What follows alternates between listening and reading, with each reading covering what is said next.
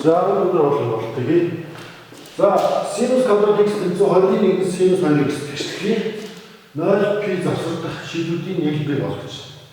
За энийг эхлээд өгдсөн тэгшлээ болж ерөнхий шийдвэр олоод тэгээд k-ийн орон туудыг тавиад 0-с π завсардах туудыг түүж авах хэрэгтэй. Тэгээ хооронд сүлд нэмээд хариулах хэрэгтэй. За тэгвэл энэ тэгшлийг болохдоо энэ синус 2x-ийг давхар үсгийн томьёороор задлах юм юу болох вэ гэхээр синус квадрат x тэнцүү 2-1 үржих 2 синус x-ийн үржих косинус x гэж. Энэ задлахаар энэс нь харагдаа. За энэ синус x тэнцүү x шийдвэр гарна. За дараа нь синус x косинус x тэнцүү үржих танс x тэнцүү x шийдвэр.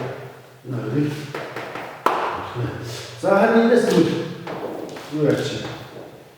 0-с π завсардах чинь бол тэгээ энэ тэгтээ тэнцүү шийдвэр энэ хоёр шийдвэр. Энэ авчихсан. За энэ бол нэг хэлхий нэг юм.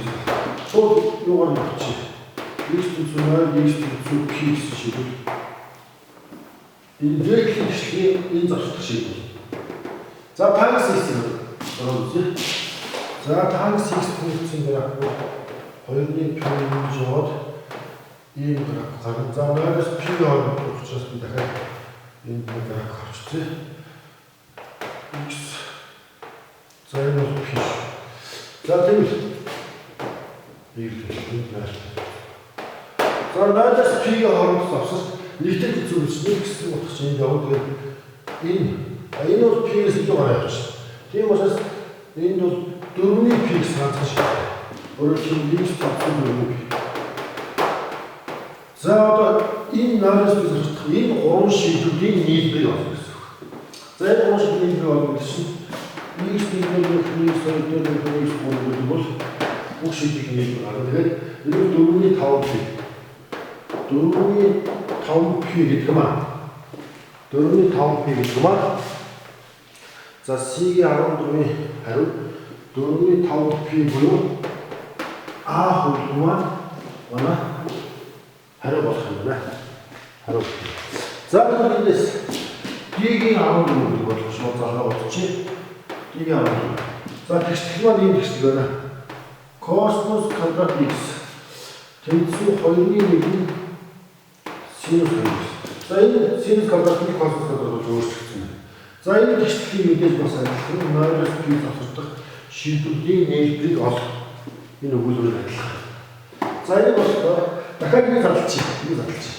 Косинус квадрат x тэнцүү за 2-1 үржих 2 синус x үржих косинус x боллоо. Эндээс нь хайрлаа. Эндээс косинус хаалт болсон. Косинус x тэнцүү гэсэн шийдвэр байна. За нэг талаас дахиад явах хэрэг косинус x синус x тэнцүү чинь танс x тэнцүү 1 гэсэн. За энэс за танс x 1 гэсэн шиг өмнөх бодлогон дээр бол 0-с p завсарт 4-ний p гэсэн шиг гарсан байна. Энэс энэ доотлын x-ээс 1 тэнцүү 4 гэсэн. Шийдсэн байна. Энийг зурх нэмэлт одоо дахин зурх шаардлагагүй. За косинус x одоо энэс 0-с p завсарт шиг болтой. Косинус нь чинь шүү дээ. P гэсэн байна. За энэ нь y гэх юм уу хэлэх байна. За энэ дээр 0-с p завсардах 0-тэй тэнцүү шийдэхээр энэ шийдэл гарна. Энэ бол 2-ны p гэсэн. Өөрөөр хэлбэл x 4-ний p x 2-ны p гэсэн энэ хоёр шийдэл гарлаа. Энэ хоёрын нийлбэр бол яг x 1 дээр x 2 хоёр шийдлийн нийлбэр бол 4-ний p дээр 4-ний 2p нэхэр 4-ний 3p болно. 4-ний 3p. За энэ маань болохоор d-ийн 14-ийн 4-ний 3p буюу c хандлагатай зөв болж гарлаа. За ингээд CD 2 хөлбөрийн 14 дугаар бодлогын бодолтууд ингэж дуусж байна.